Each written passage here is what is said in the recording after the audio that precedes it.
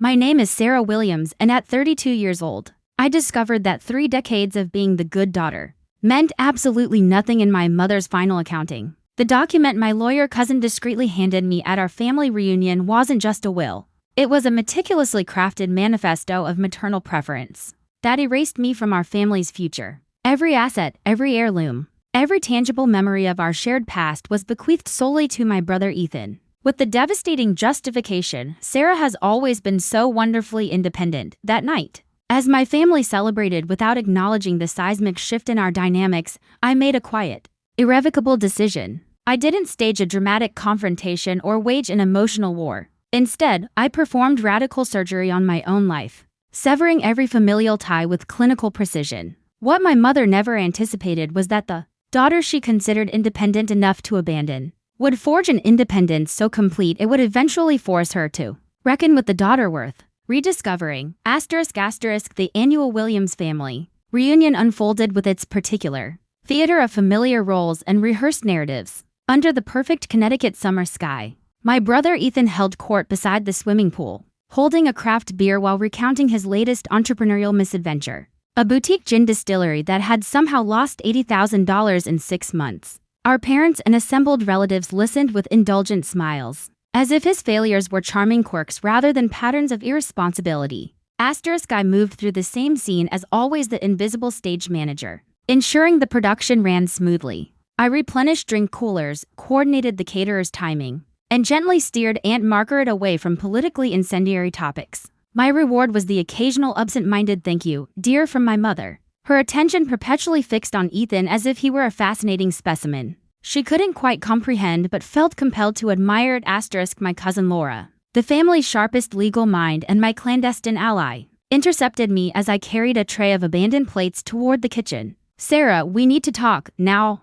Her expression held a gravity that chilled me despite the August heat. In my father's wood-paneled study, surrounded by generations of Williams family portraits staring judgmentally from the walls, Laura placed a single document on the leather desk blotter. "Your mother updated her will 2 weeks ago. She didn't tell you, but as her lawyer, I'm ethically bound to show you since you're directly affected." The language was cold, legal, and brutally precise. The 4-bedroom colonial home where I'd taken my first steps, the investment portfolio my financially prudent father had spent a lifetime building, the jewelry collection featuring pieces that had belonged to my grandmother, whose whispered stories to me about each piece's history now felt like betrayed confidences. Even the family photograph albums I'd painstakingly curated after Dad's death, all designated solely to Ethan Harrison Williams, but it was Section 4, Clause B that truly stole my breath.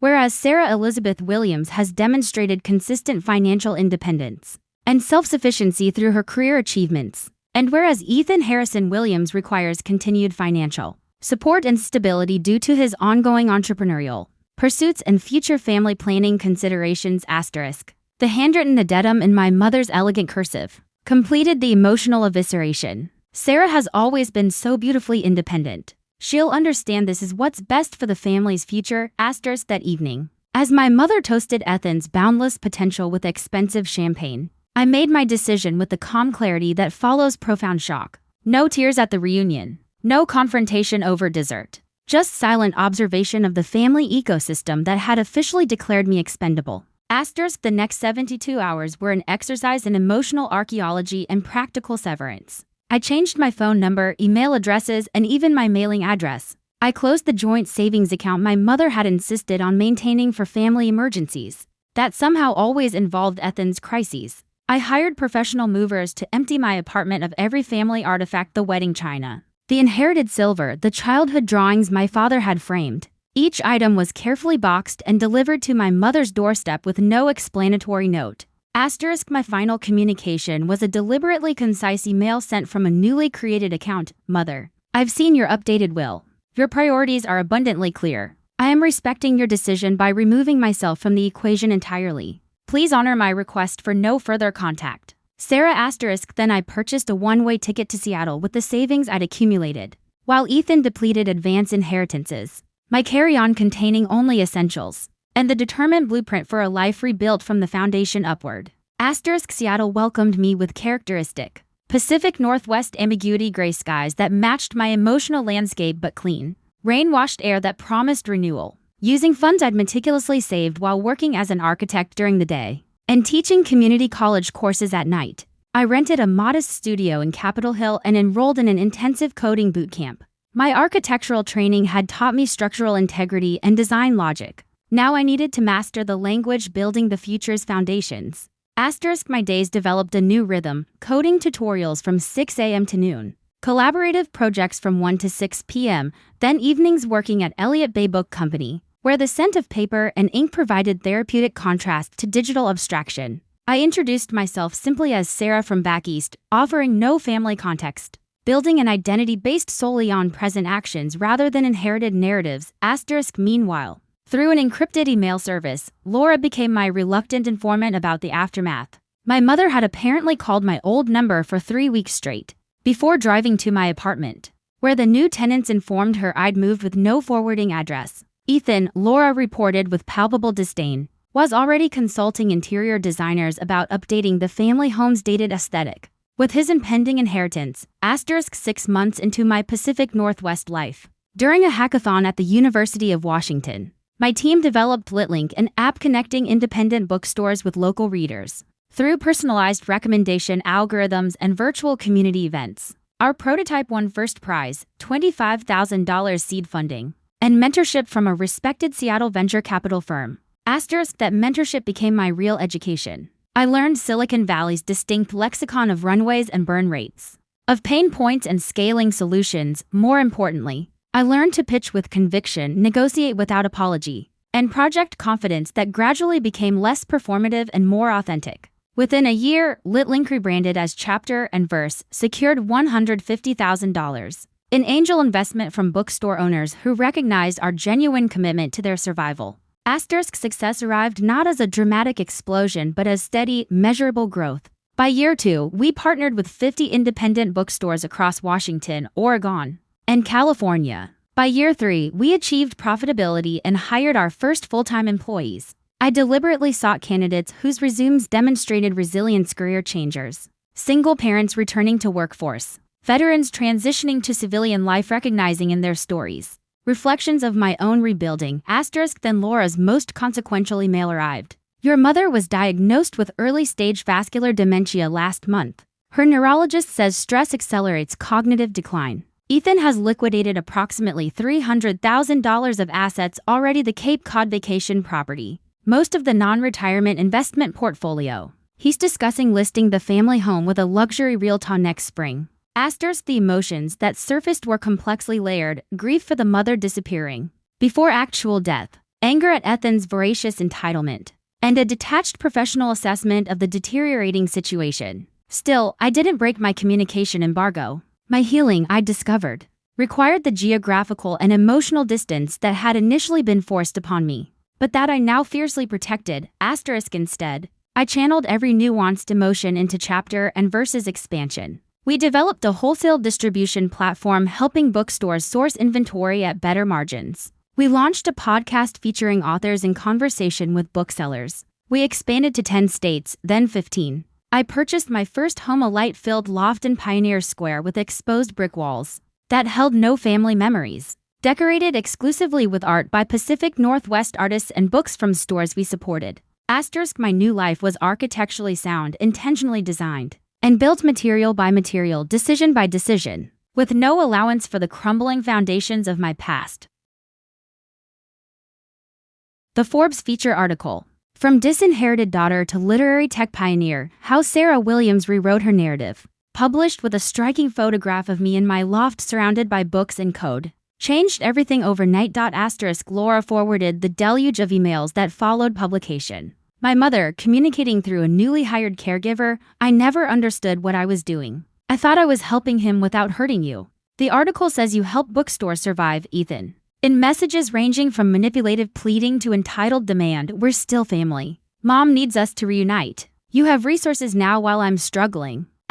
Then arrived the registered letter from an unfamiliar law firm, not Laura's, but strangers representing my mother's best interests given her diminished capacity. The legal language described concerns regarding financial exploitation by Ethan Williams, rapid depletion of estate assets, and formal petition for guardianship consideration involving Sarah Williams. As potential conservator, I consulted my own Seattle-based attorney, a no-nonsense woman named Miranda who specialized in estate litigation. They want you to protect your mother from your brother, she summarized after reviewing the documents. The poetic symmetry would be almost satisfying if it weren't so tragically human. I returned to Connecticut not as the dutiful daughter seeking approval, but as a successful CEO accompanied by competent legal counsel. The family home that had once felt imposing now seemed smaller, its grandeur faded. Inside, Ethan sat possessively close to our mother on the same sofa where I'd once read bedtime stories, his body language telegraphing both defiance and anxiety. Our mother looked diminished, confused, her eyes not quite focusing properly.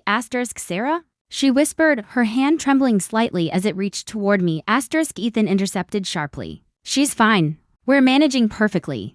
This guardianship talk is just lawyers creating problems to bill hours. Miranda calmly presented financial documentation showing Ethan had liquidated approximately $300. Zero in assets within 6 months. The vacation property sold below market value. Non-retirement investments cashed out prematurely. Even several jewelry pieces sold to private buyers. Despite their designated status as family heirlooms, where did the capital go? I asked, my voice measured and calm. Reinvestment. Ethan snapped defensively. Business opportunities. You're not the only entrepreneur in the family. According to forensic financial analysis, Miranda said without emotion. Approximately 15% to questionable business ventures. 40% to luxury retailers and experiential purchases, 25% to casino establishments in Connecticut and New York, and the remainder to automotive leases and premium lifestyle expenses.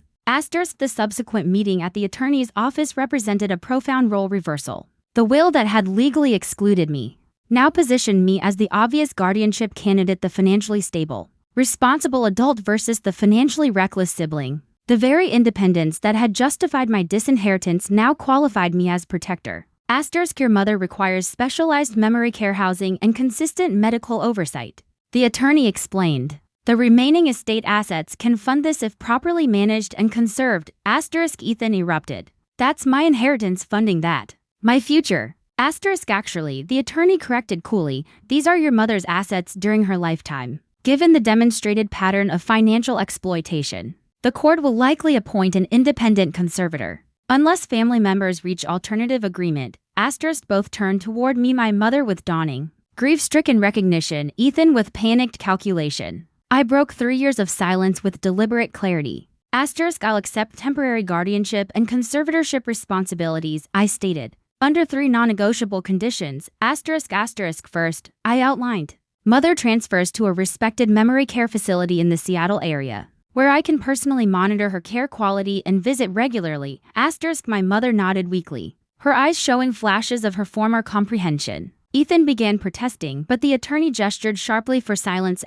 Second, the family home is listed for sale with all proceeds funding an irrevocable trust for her care, managed by an independent trustee with oversight provisions. Third, I said, looking directly at Ethan for the first time in years. You receive a reasonable monthly stipend for basic living expenses calculated at local average costs administered through the trust. Any attempt to contest this arrangement or access funds improperly immediately terminates all support. The legal machinery ground forward with inexorable momentum. The family home sold to a young neurosurgeon and her teacher husband who appreciated its history without being poisoned by mine. My mother settled into a beautiful facility in Kirkland with garden views and a robust activities program. She'd always loved gardening, and their horticulture therapy program sparked moments of joyful recognition. Ethan initially contested the stipend arrangement, until his own lawyer explained the likely alternatives. Court-ordered restitution for dissipated assets or complete exclusion from decisions. The monthly amount enough for modest stability but not indulgence. Forced the financial responsibility he'd always avoided. True reconciliation unfolded in quiet, unexpected moments. During visits, my mother's memories of my childhood sometimes surfaced with startling clarity amidst her cognitive fog. You sketched house plans before you could write sentences, she recalled one autumn afternoon, touching my architect's hand with her trembling one. Your father said you'd either build buildings or build trouble. I brought my laptop sometimes, showing her chapter and verses interface, explaining how we helped bookstores like the one where she'd bought me my first chapter books. You build all this? she asked, her finger tracing a bookstore's profile on the screen. Asterisk I've been building. I answered gently, leaving the sentence purposefully incomplete. Asterisk the final legal meeting formalized the new will we drafted together, assets divided equally between Ethan and me, with oversight mechanisms to ensure her wishes endured beyond her capacity. I'm sorry, she whispered as she signed with shaking signature. I thought I was protecting him. I didn't see I was abandoning you. Asterisk today. My mother's dementia progresses but is compassionately managed. Ethan maintains steady employment, perhaps because the safety net now has defined limits. Chapter and verse continues expanding. Though I've reduced my operational role to mentor other women navigating tech entrepreneurship and family complexity simultaneously, asterisk, I've learned inheritance transcends material assets. It's the emotional legacy we carry, dismantle, and rebuild into wiser structures. My mother's ultimate unintended gift was the necessity of my own resilience. And sometimes, cutting ties isn't story's end but essential pruning, allowing healthier growth from stronger roots.